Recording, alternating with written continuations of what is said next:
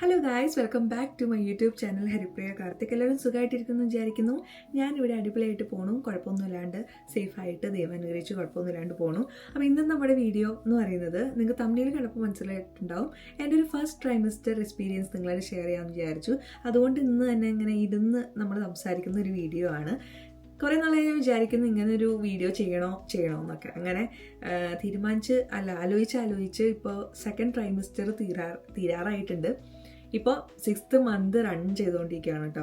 അപ്പോൾ ഞാൻ വിചാരിച്ചു എന്തായാലും നമുക്ക് ചെയ്യാം. പിന്നീട് നമ്മളിത് കാണുമ്പോൾ നമുക്കൊരു രസമല്ലേ, ഒരു മെമ്മറി ആണല്ലോ നമുക്ക് ഉണ്ടായ കാര്യങ്ങളും ഒക്കെ നമ്മളിങ്ങനെ എക്സ്പീരിയൻസ് ഷെയർ ചെയ്യണതും. ആക്ച്വലി എല്ലാവർക്കും ഇതുപോലെ ആവണമെന്നില്ല കേട്ടോ, കാരണം പലർക്കും പല ഇതിലാണ് ഫസ്റ്റ് ട്രൈമസ്റ്റർ കടന്നു പോകുന്നത്. അപ്പോൾ ഈ ഒരു ആദ്യത്തെ 3 മാസം എനിക്കുണ്ടായിരുന്നെന്ന് പറഞ്ഞാൽ ഒരു 6th week ഒക്കെ ആയപ്പോഴത്തേക്കും എനിക്ക് ഈ വൊമിറ്റിംഗ് ഒക്കെ സ്റ്റാർട്ട് ചെയ്തു. അതായത് രാത്രി നമ്മൾ കിടന്നൊക്കെ ഉറങ്ങി രാവിലെ ആകുമ്പോൾ നേരത്തെ എണീറ്റ് നമ്മുടെ ഫുഡും കാര്യങ്ങളൊക്കെ ഉണ്ടാക്കാൻ വേണ്ടി, കാർത്തിക് ഇപ്പോൾ ജോലി ഉണ്ടല്ലോ, അപ്പോൾ രാവിലെ ഉണ്ടാക്കാൻ വേണ്ടിയിട്ടൊക്കെ എണീക്കുമ്പോഴേ ആ ഒരു ടൈമിലാണ് എനിക്ക് വൊമിറ്റിംഗ് ഉണ്ടായിരുന്നത്. അതായത് നമ്മൾ ബ്രഷൊക്കെ ചെയ്യുന്ന സമയത്ത്. അപ്പോൾ ആ ഒരു വൊമിറ്റിംഗ് കഴിഞ്ഞ് കഴിഞ്ഞാൽ പിന്നെ എനിക്കിങ്ങനെ കുഴപ്പമൊന്നും ഉണ്ടായിരുന്നില്ല. പിന്നെ ഈവനിങ് ആയപ്പോൾ ചില ദിവസങ്ങളിൽ ഈവനിങ് ഇങ്ങനെ ഒരു ടെൻഡൻസി വരെയെങ്കിലും അങ്ങനെ വൊമിറ്റിംഗ് ഒന്നും ഉണ്ടായിരുന്നില്ല. അതായിരുന്നു എനിക്കുണ്ടായിരുന്നത്. ഏകദേശം ഒരു ഡിസംബർ, അതായത് 3ാമത്തെ മാസം പകുതിയൊക്കെ ആയപ്പോഴത്തേക്കും എനിക്ക് ആ ഒരു കണ്ടിന്യൂസ് രാവിലത്തെ ആ ഒരു വൊമിറ്റിംഗ് ഉണ്ടായിരുന്നു. പക്ഷേ ചിലർക്കൊക്കെ ഞാൻ കേട്ടിട്ടുണ്ട് ഡെയിലി, അതായത് ഫുഡ് കഴിച്ചാൽ അപ്പം തന്നെ വൊമിറ്റ് ചെയ്യണു, അതുപോലെ തന്നെ അങ്ങനത്തെ ഇഷ്യൂ ഉണ്ടല്ലോ, എന്ത് കഴിച്ചാലും വൊമിറ്റ് ചെയ്യണു. ദൈവം സഹായിച്ച് അങ്ങനത്തെ ഒരു പ്രശ്നങ്ങളും ഉണ്ടായിരുന്നില്ല. ആ രാവിലത്തെ വൊമിറ്റിംഗ് കഴിഞ്ഞ് കഴിഞ്ഞാൽ പിന്നെ എനിക്ക് ഭക്ഷണമൊക്കെ കഴിക്കാൻ പറ്റുന്നുണ്ടായിരുന്നു.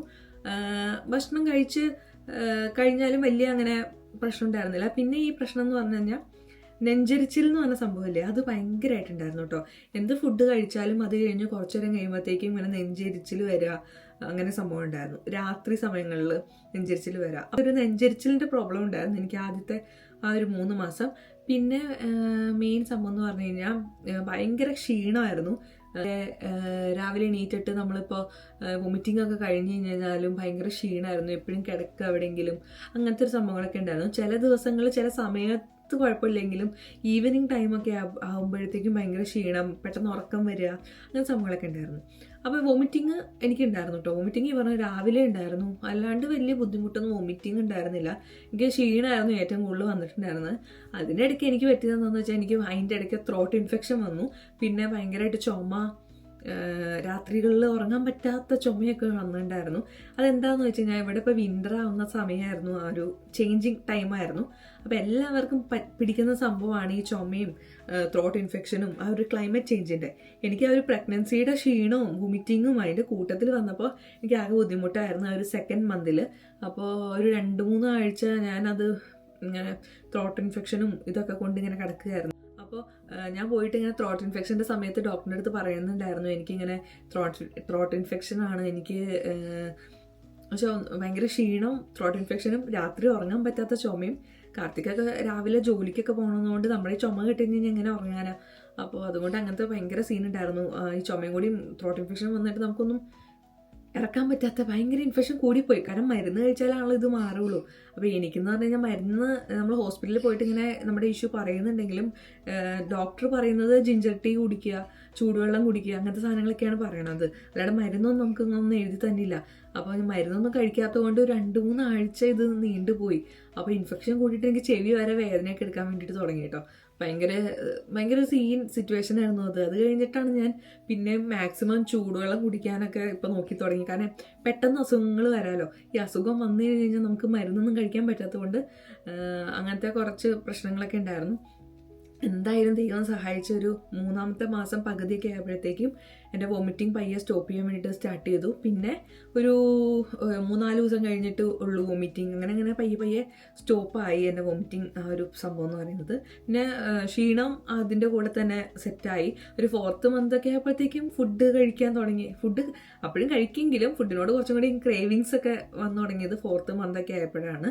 അതുപോലെ തന്നെ ഫുഡിനോടുള്ള കുറച്ച് താല്പര്യക്കുറവുണ്ടല്ലോ, ചില ഫുഡിനോടുള്ള താല്പര്യക്കുറവൊക്കെ ഉണ്ടായിരുന്നു. അതായത് ചിക്കൻ, മീറ്റ്, അങ്ങനത്തെ സാധനങ്ങളൊന്നും എനിക്ക് പറ്റുന്നുണ്ടായിരുന്നില്ല. ഫസ്റ്റത്തെ കുറച്ചൊരു 3 മാസം എനിക്ക് മുട്ടയുടെ സ്മെല്ല് ഒട്ടും പറ്റുന്നുണ്ടായിരുന്നില്ല കഴിക്കാനൊക്കെ ആയിട്ട്. അതൊക്കെ ഉണ്ടായിരുന്നു. പിന്നെ എനിക്ക് കൂടുതലും കഴിക്കാൻ ആ സമയത്ത് കഞ്ഞി കുടിക്കുക, എന്തെങ്കിലും ചമ്മന്തി മോര് എന്തെങ്കിലുമൊക്കെ ഉണ്ടെങ്കിൽ അത് കഴിക്കുക, അങ്ങനെയൊക്കെ ആയിരുന്നു പോയിക്കൊണ്ടിരുന്നത്. പിന്നെ ആ ഒരു 3 മാസം എനിക്ക് ഭയങ്കരമായിട്ട് ഹെൽപ്പായിട്ട് തോന്നിയതെന്ന് പറഞ്ഞാൽ, നമ്മളിപ്പോൾ ഞാനും കാർത്തിയും ഇപ്പോൾ കപ്പിളായിട്ട് നമ്മൾ പുറത്തൊക്കെ താമസിക്കുമ്പോൾ നമുക്ക് കുക്ക് ചെയ്ത് തരാൻ നമ്മൾ തന്നെ കുക്ക് ചെയ്ത് കഴിക്കണം. അപ്പോൾ അങ്ങനെയൊക്കെയുള്ള സിറ്റുവേഷനിൽ എനിക്ക് ഭയങ്കരമായിട്ട് ഹെൽപ്പ് ചെയ്തത് കാർത്തി കുക്ക് ചെയ്ത് നമുക്ക് തരുമായിരുന്നു. കുക്ക് ചെയ്ത് ഫുഡൊക്കെ ഇപ്പോൾ ജോലി കഴിഞ്ഞിട്ട് വരികയാണെങ്കിലും ആൾ കുക്ക് ചെയ്യാൻ വേണ്ടിയിട്ട് നിൽക്കായിരുന്നു, കുക്ക് ചെയ്ത് ഫുഡ് തരായിരുന്നു. കാരണം എനിക്ക് ഒട്ടും പറ്റണ്ടായിരുന്നില്ല, ഞാൻ ഫുൾ കിടക്കയിൽ ഇങ്ങനെ റെസ്റ്റ് ചെയ്ത് ഇങ്ങനെ കിടക്കുമായിരുന്നു. എനിക്ക് ഒട്ടും എണീറ്റൊന്നും കുക്ക് ചെയ്യാനോ അല്ലെങ്കിൽ കുറേ നേരം അങ്ങനെയൊന്നും പറ്റുന്നുണ്ടായിരുന്നില്ല, അത്രയ്ക്ക് ക്ഷീണമായിരുന്നു എനിക്ക് കൂടുതൽ.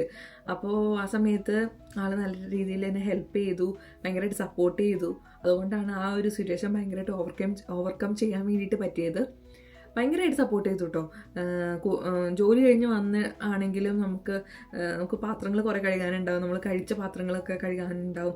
ഉച്ചയ്ക്ക് ഞാൻ ചിലപ്പോൾ എന്തെങ്കിലും കഴിച്ചിട്ട് ഞാൻ ചിലപ്പോൾ അവിടെ തന്നെ വയ്ക്കും, കാരണം എനിക്ക് ഒട്ടും വയ്യായിരുന്നു. അപ്പോൾ അതൊക്കെ എനിക്ക് വാഷ് ചെയ്തൊക്കെ ചെയ്ത് എന്നെ ഭയങ്കരമായിട്ട് സപ്പോർട്ട് ചെയ്ത് ആ ഒരു 3 മാസം എൻ്റെ കൂടെ തന്നെ നിന്നിട്ടുണ്ടായിരുന്നു. അങ്ങനെയൊക്കെ ആയിരുന്നു ഗൈസ് എൻ്റെ ഒരു ഫസ്റ്റ് ട്രൈമസ്റ്റർ എക്സ്പീരിയൻസ് എന്ന് പറയുന്നത്.